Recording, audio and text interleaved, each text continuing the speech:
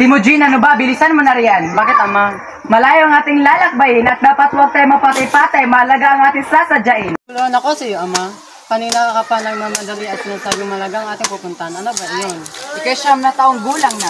At sa edad mong yan ay kailangan mo nang pumili ng iyong mapapangasawa. Itay, inay, ako'y masyado pang bata para dyan at ang pagpapakasalit para lamang sa matatanda. Aba, tong batang to, hindi naman ibig sabihin na kapag ikay nakapili ng iyong mapapangasawa ay magsasama na kayo. Simpleng pamimili lamang ang gagawin mo, Timujin. At pangakong siya iyong pagkakasalan. Ganun pa ba iyon? Oo, anak.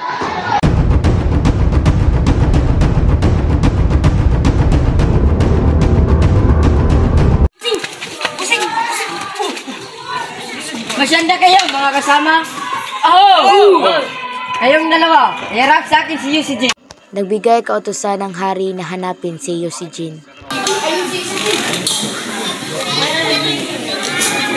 Ano bang ginagawa niyo? Sino ba kayo?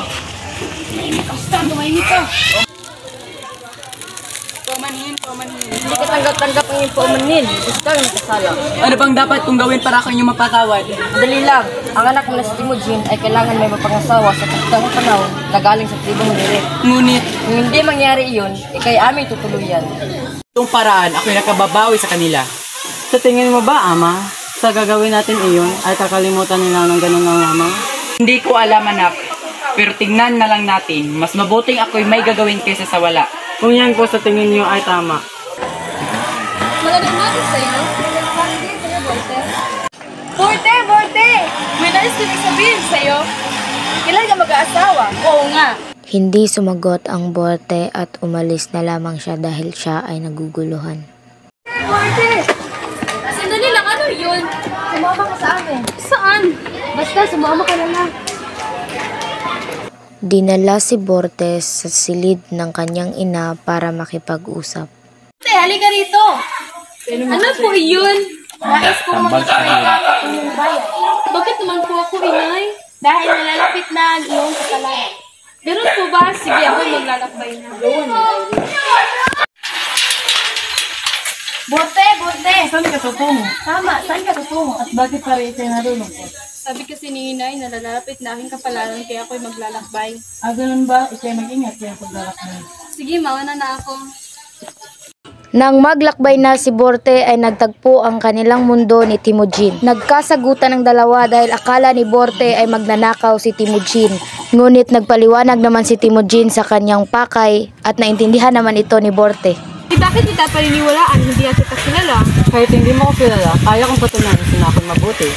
Aber, paano mo papatunay yung sinasabi mo? Sige nga. Basta, hindi mo ko pagtatanuan sa sabihin kong patunay. Sige, sabi mo eh. Anong hiningiti-ngiti mo dyan? Sabi mo huwag ako tatawa, ikaw nga palang tatawa. Ito na, handa ka na ba? Kanina pa, ang bagal mo naman. Nais ko sanang ikaw ang babaeng ating mapapangasawa. Seryoso ka ba? Niloloko mo ba ako? Kabata-bata pa natin. Seryoso ako, payag ka ba? Ganun lamang ba iyon? Alam kong mahirap ako'y paniwalaan, ngunit hayaan mo at ipaliwanag ko sa iyo. Kasama ko si Itay, pupunta kami sa tribo ng Mirit upang pumili ako ng aking mapapangasawa, ngunit ikaw ang nais kong makasama. Ano bang mayroon sa akin? Ba't ako ang napili mo?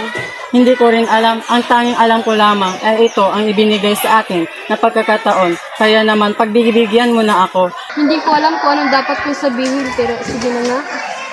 Salamat sa iyo, ako'y labis mong pinapaligaya. Asahan mo, hindi ka magsisisi sa iyong desisyon. Eh, paano na tayo ngayon?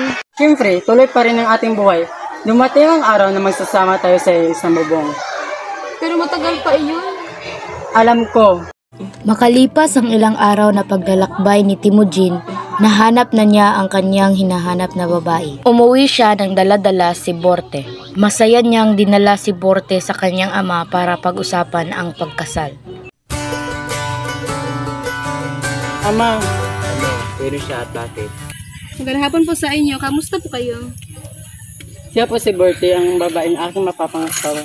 Pero, Humingi ng paumanhin si Timujin sa kanyang nagawa. Pumayag na lamang ang ama dahil alam niyang ito ay makakaligaya kay Timujin. 10 taon na nagsama si Borte at Timujin sa iisang bubong.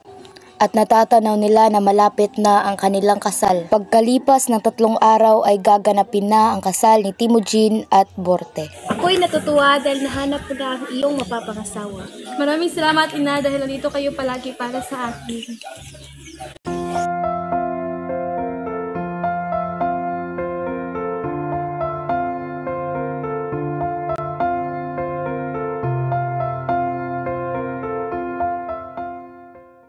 Mahal kong kapatid, tayo nagtipon-tipon ngayon para ipagdiriwang ang kabanalan ng katapatan ng mag-asawang si Timujin at Borte.